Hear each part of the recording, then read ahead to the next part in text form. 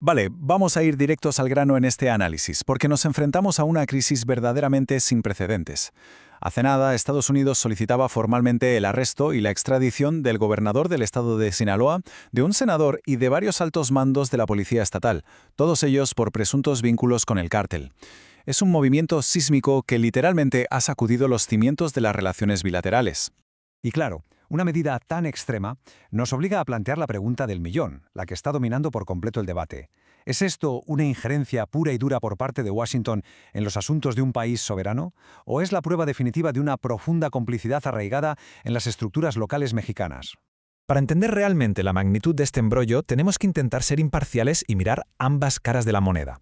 Por un lado, tenemos la precisión casi quirúrgica y a veces muy agresiva de la justicia estadounidense empujando su propia agenda. Y por el otro, nos chocamos de frente con una realidad innegable, la captura sistemática, durante décadas, de gobiernos locales por parte de los cárteles en México. Es como un choque de trenes a cámara lenta. Hoy vamos a ir mucho más allá de los titulares, utilizando el modelo del iceberg. Repasaremos rápidamente. 1. El dilema de la extradición. 2. La gobernanza criminal. 3. El papel de Estados Unidos. 4. La subcontratación de la justicia. Y por último, el gran desafío presidencial. Empezamos por la punta del iceberg. 1. El dilema de la extradición. Bueno, esta es la crisis más inmediata para la nueva presidencia de México, que de repente se encuentra atrapada en un callejón sin salida. A ver, en estricto sentido, Estados Unidos está actuando completamente dentro de los límites legales de un tratado que está vigente. Eso es así. Pero claro, apuntar directamente a cargos públicos electos arroja al gobierno mexicano a una posición increíblemente precaria. No hacer nada simplemente no es una opción, porque daría toda la sensación de ser un encubrimiento político. Pasamos al punto 2, la gobernanza criminal, o lo que ocurre bajo la superficie en México. Si miramos bajo el agua, hay que reconocer que el hecho de que alcaldes o policías locales respondan ante el crimen organizado no es una anomalía que haya caído del cielo de repente, es una evolución estructural. Basta con mirar la línea temporal. En 1985 se desmantela la antigua policía secreta. Luego, la democratización de los años 90 rompió, sin querer, el control centralizado que tenía el Estado, dejando a los nuevos gobiernos locales súper expuestos.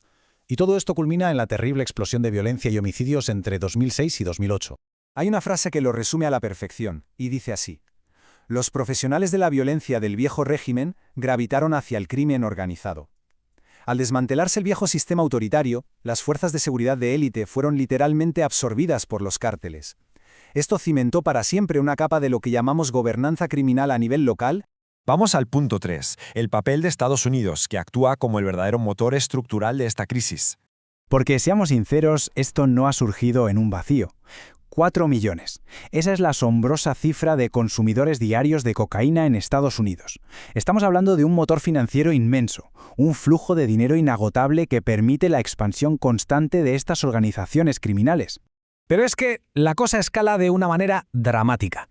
7 millones de consumidores diarios de drogas sintéticas en Estados Unidos. Con el fentanilo causando hasta 100.000 muertes de estadounidenses al año, las prioridades políticos en Washington han dado un giro radical. Ya no es solo un tema policial, es una emergencia nacional que empuja a buscar resultados rápidos y muy visibles en el extranjero.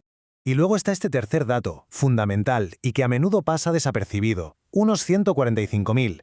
Ese es el número de armas que se trafican ilegalmente desde Estados Unidos hacia México cada año. Todo esto es consecuencia directa de la expiración de la prohibición de armas de asalto en 2004. Esas armas son exactamente las que dieron a los cárteles el poder de fuego necesario para enfrentarse al mismísimo Estado. Es alucinante. Cuarto punto, la subcontratación de la justicia. Básicamente, externalizar la ley. Todo este desequilibrio brutal de recursos y la fragilidad institucional del Estado nos llevan a un mecanismo de supervivencia histórico entre ambos países. Se llama subcontratación de la justicia. Como históricamente las instituciones locales han tenido enormes problemas de credibilidad e independencia, México básicamente ha externalizado su justicia, dejando que fiscales estadounidenses construyan sus carreras y sean los que dicten la narrativa oficial sobre la corrupción en México. Y esto nos lleva a un giro verdaderamente irónico. A día de hoy, los grandes líderes de los cárteles a menudo prefieren entregarse directamente a las autoridades en Estados Unidos. ¿Por qué? Porque saben perfectamente que los secretos políticos que guardan son oro puro. Es la moneda de cambio perfecta para negociar clemencia o reducciones de condena. Menudo panorama. Por fin, el quinto punto, el desafío presidencial. Una elección literalmente imposible. Todo esto recae ahora mismo sobre el escritorio de la presidenta Claudia Sheinbaum. Vamos a desglosar sus opciones y, spoiler, ninguna es buena.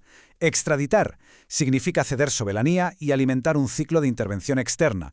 Juzgar en México topa con una tremenda falta de credibilidad institucional y el riesgo de una impunidad total. No hacer nada es la peor porque señala complicidad directa e invita a unas represalias económicas y políticas severísimas. Es una cuestión de elegir qué veneno va a causar menos daño estructural al país. Hay una reflexión clave aquí. El discurso de soberanía no puede ponerse por encima del discurso de verdad y justicia. Apostarlo todo a un patriotismo de no intervención, sin lograr justicia real en casa, es una apuesta extremadamente peligrosa que ignora la profunda vulnerabilidad en la que se encuentra el Estado mexicano. Así que, en el fondo, la gran pregunta con la que cerramos este análisis es: ¿jefa de Estado o jefa de partido? ¿Cómo va a definir esta decisión su legado en un momento tan crítico? ¿Priorizará la protección de su propio movimiento político para evitar divisiones? ¿O actuará verdaderamente como la cabeza de un Estado soberano que necesita desesperadamente justicia? Es un escenario histórico y las consecuencias apenas acaban de empezar.